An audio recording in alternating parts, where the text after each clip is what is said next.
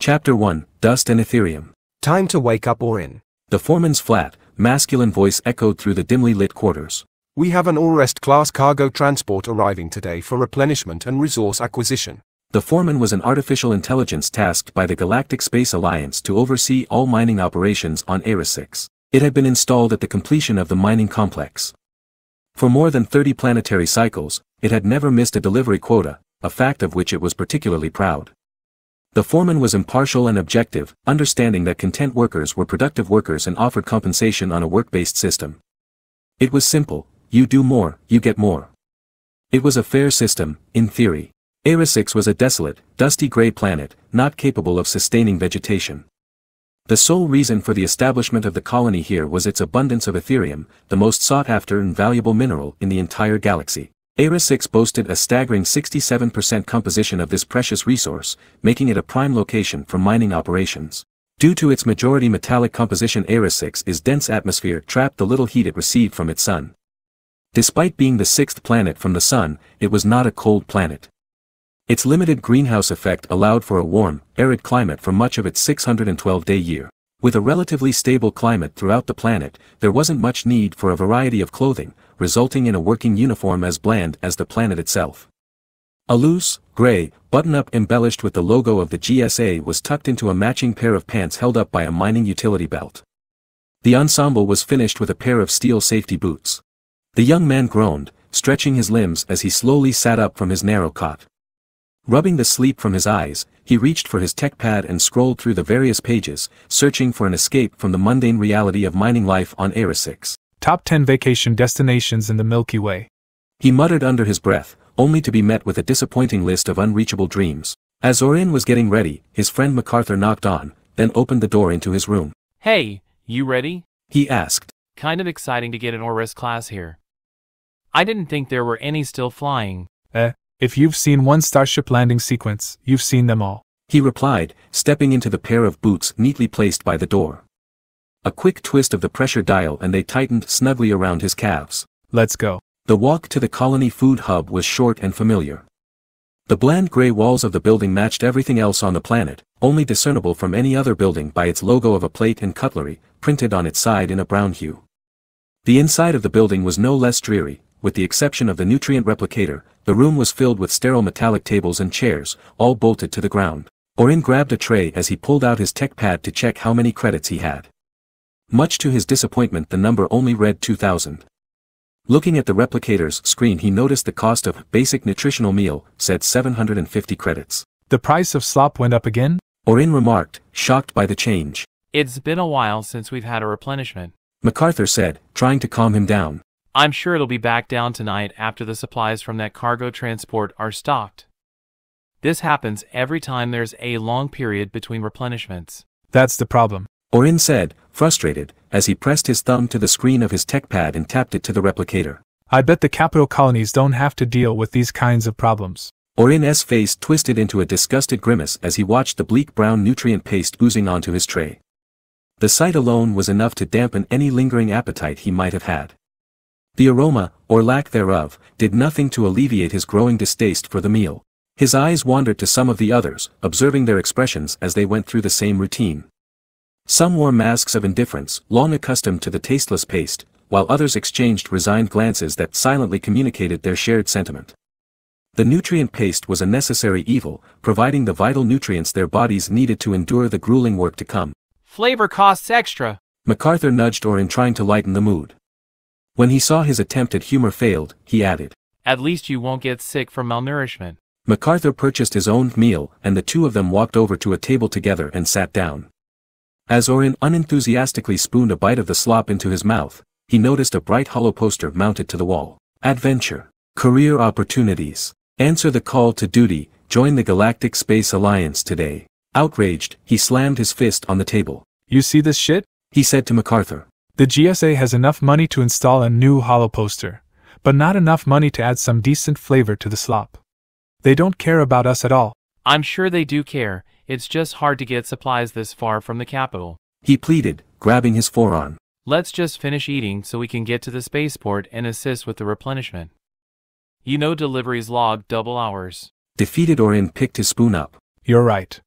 There's nothing we can do about it anyway. His head hung low until they finished eating. In a last-ditch attempt to cheer him up, MacArthur added, At least dinner will look and taste better after they restock the replicator. Eating in silence, Orin's mind wandered. He found himself thinking about the bright hollow poster and the promises it displayed. The GSA, the gateway to the stars, the only ticket off this desolate rock. The hollow poster on the wall taunted them with false hope, a cruel reminder of the choices they were denied. It was true that most people on Era 6 dreamed of joining the GSA when they came of age, eager to escape the bleak monotony of their lives. But as he looked around the dim and dreary food hub, Orin couldn't help but feel a deep sense of resentment to the idea. You know, Orin finally spoke up, his voice tinged with bitterness. I'd rather stay here, suffer through the tasteless slop and the backbreaking labor, than be responsible for forcing others to do the same. I understand how you feel, Orin. MacArthur looked taken aback, his eyes searching for the right words. But if you did choose to join the GSA, no one would blame you. And who knows, maybe you could make a difference, change things for the better. Maybe. Orin shook his head, his resolve firm. I just can't see myself being a part of something that can justify what's happening here. Their conversation was interrupted by the clatter of trays being cleared from nearby tables. As they prepared to leave the food hub and head to the spaceport, Orin's heart remained heavy with the weight of his decision. The hollow poster beckoned, but Orin knew that his true calling wasn't in the GSA. As they arrived at the spaceport, the foreman announced, Orest Class Cargo Transport, ETA 60 minutes. Please stage 300 standard cargo units of Etherium for planetary export. Orin and MacArthur joined the others and began the monotonous task of loading crates onto the hover dollies, their tractor tools whirring to life as they skillfully stacked the crates 5 high. To ease the dullness, the workers began chattering about distant stars, imagining a life beyond this desolate place, but such daydreams were fleeting. Just as they pushed the 5th dolly into position, a sudden power fluctuation caused it to jerk uncontrollably, slamming onto the ground with a deafening thud. Crates teetered precariously, and before anyone could react, disaster struck. Orin's instincts took over, and he lunged forward, pushing one of the younger workers, sacrificing his own well-being to save them from harm. The crate crashed down onto his foot, causing a searing pain that resonated through his entire being. Frustration surged through him like a tide. In a burst of anger, he delivered a swift kick to the crate that had caused his injury, sending it toppling over and spilling its bluish-gray contents across the cold, metallic floor. Stupid GSA garbage. Orin shouted, his voice echoing through the cavernous loading bay. As the Etherium clattered, it glittered with an ethereal blue light, a stark contrast to the drabness that surrounded them. For a brief moment, the beauty of the mineral shone through, but its enchanting light offered no solace, only a reminder of the wealth they could never truly possess. Dude! MacArthur grabbed him. Get a hold of yourself. You've been acting crazy all day. Orin report to the medical building for evaluation of injuries. The foreman announced. The rest of you, please repackage the spilled Etherium and continue preparing for the Orest Class Cargo Transport, still on approach, ETA 43 minutes. Orin's foot throbbed with pain as he pushed MacArthur away and stormed off with a limp. As the dust settled, the team resumed their labor, cleaning up the spilled Etherium and ensuring the crates were secure once more. Orin grumbled to himself as he hobbled to the medical building, designated by a red cross surrounded with a heart outline. Once inside, he threw himself onto an examination bed, and the GSA-appointed medical specialist walked over and turned the pressure dial on his boot down. The foreman told me what happened. She said. It's a good thing you had these boots on, those crates weigh a ton. Orin winced as she pulled the boot off of his injured foot. A quick scan from the examination table highlighted a few slight fractures. The specialist walked over to a cabinet full of medical supplies. If that crate had landed on your bare foot, we would have had to perform emergency surgery, and I don't know if we would have been able to save it with the equipment we have here. She walked back to Orin, loaded a cartridge into a versatile medical injector and treated him with it. This is a light anesthetic to help with the pain. Your foot should heal on its own in a few days, so long as you don't have any more accidents. Orin sat there for a moment as the pain disappeared and was replaced with a light euphoric feeling. He put his boot back on and gradually applied pressure as he stood. Turning to the medical specialist, he said, Feels good as new. As Orin returned to the loading bay, he heard the foreman say, Orest Class Cargo Transport on final approach, ETA 5 minutes. All of the crates had been moved and people were standing around, waiting for the next set of instructions. Orin walked up to MacArthur, who said, You cooled off? I see. He replied, as they bumped knuckles. Sorry about today. I know what today is for you. He said, sympathetically. Everyone's delivery day is rough for them, but you can't let your emotions control you. Before Orin could think of a response, a thundering wind deafened the spaceport. As the downwash from the starship began pushing on them, everyone moved behind the cargo crates and watched the landing sequence. The Orest-class ship was an imposing structure. Its exterior boasted formidable armor, creating an impenetrable shield that guarded the valuable cargo within. Though the ship bore no visible damage from its encounters, keen eyes would discern signs of battles waged and won. Faint scuff marks on the hull and minuscule dents were evidence of near misses, where the Bulwark's impenetrable armor had thwarted even the most formidable of adversaries. Its 6 hydraulically actuated limbs were a marvel of versatility, a seamless integration of form and function. In a ballet of mechanical engineering, the limbs extended outward like massive metallic legs, deftly transforming from sleek cargo containers into sturdy landing supports. As the ship hovered above the spaceport, the hydraulics adjusted, pushing the limbs away from the main body, each one finding its position in a precise choreography. With its limbs extended, the Bulwark resembled a massive metal insect. With a grace that defied its massive size, the ship began its gradual descent, and the cargo sections gently touched the ground, absorbing the weight of the ship with unwavering stability. The ship's engines hummed with power, a symphony of mechanical harmony gradually diminishing as the vessel settled into its designated position.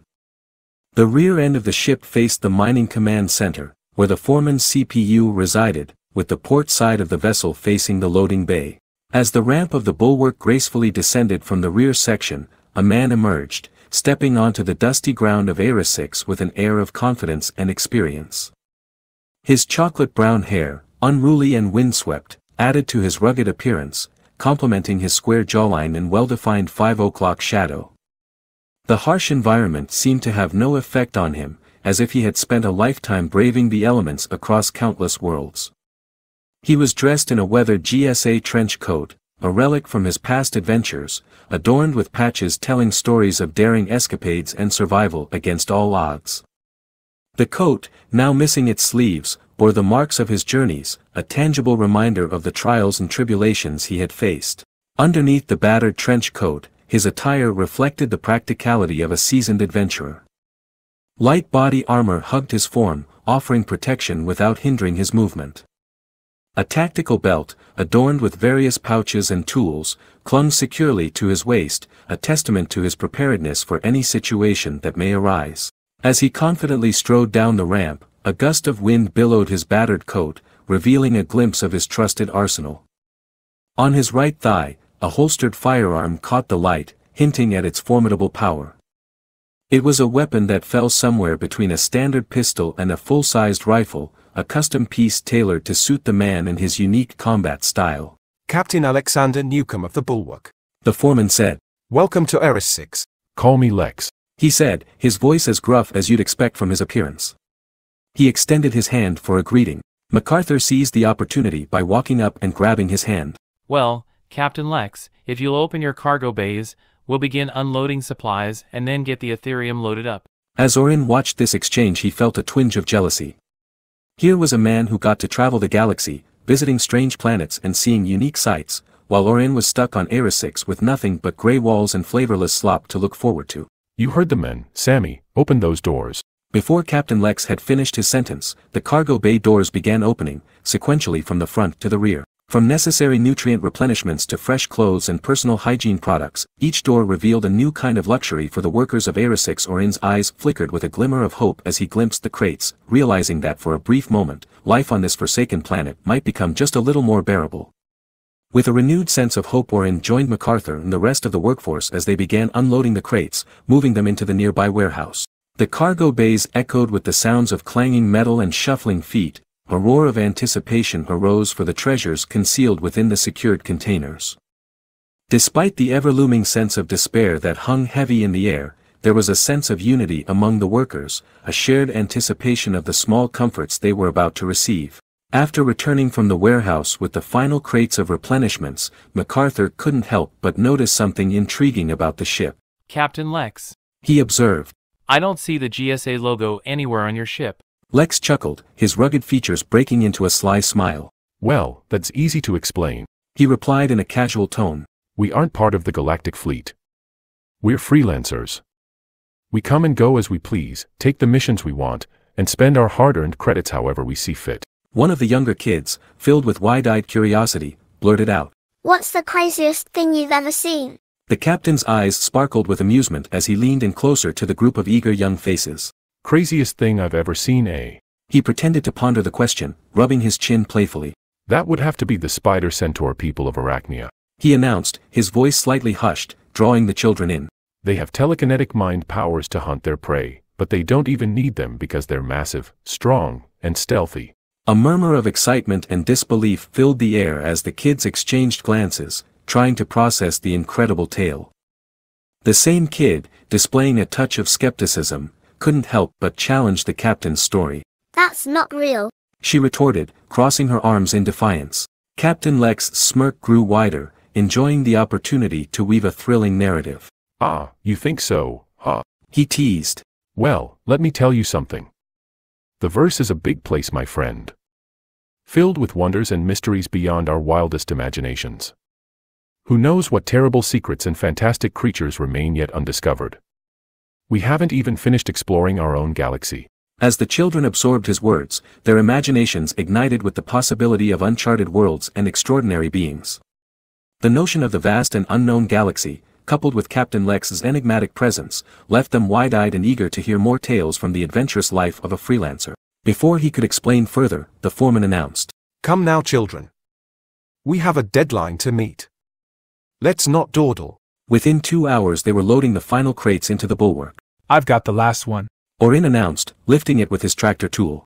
As he released the final crate from its tractor beam, a feminine voice played over the ship's speakers. Captain, mass sensors indicate all 300 SCUs of Etherium are now on board. Excellent. Captain Lex called back to the ship.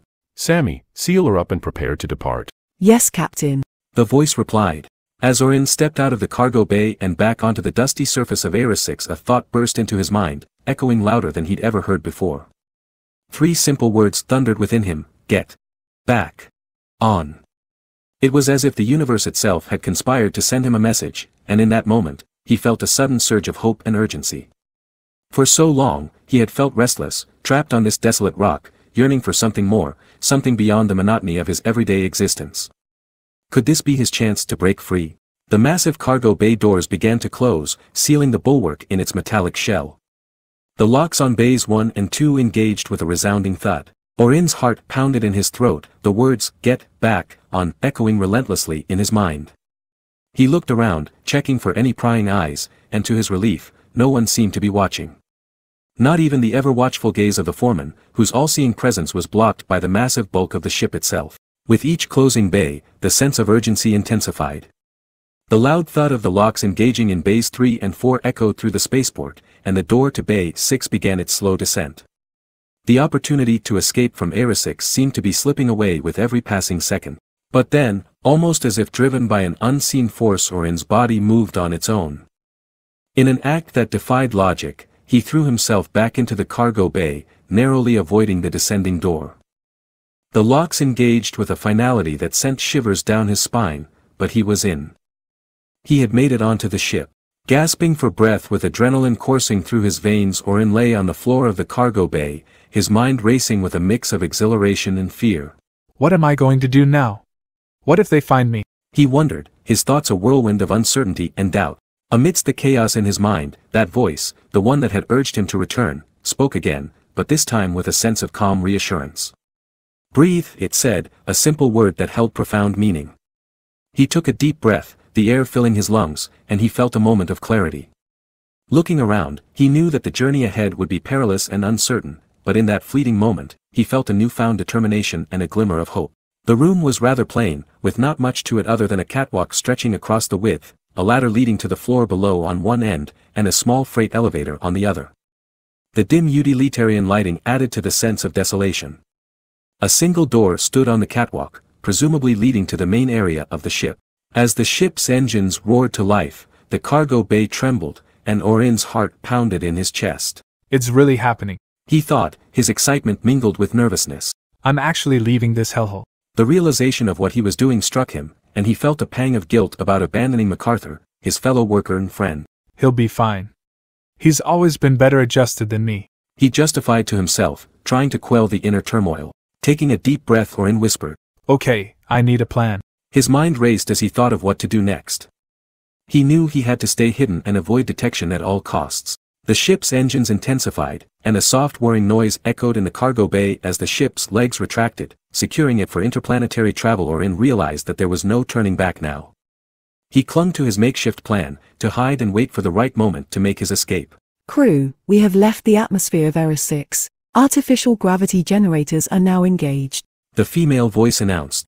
Feeling the gentle pull of artificial gravity, Orin found a spot out of sight of the catwalk door, tucked between the Etherium crates. He closed his eyes, letting himself feel the excitement of the unknown future he had ahead. The idea of being free from the clutches of Eris 6 filled him with hope. But as the ship's engine hummed, his hope was dampened by a chilling announcement. Captain, I am detecting unidentified organic matter in Cargo Bay 6.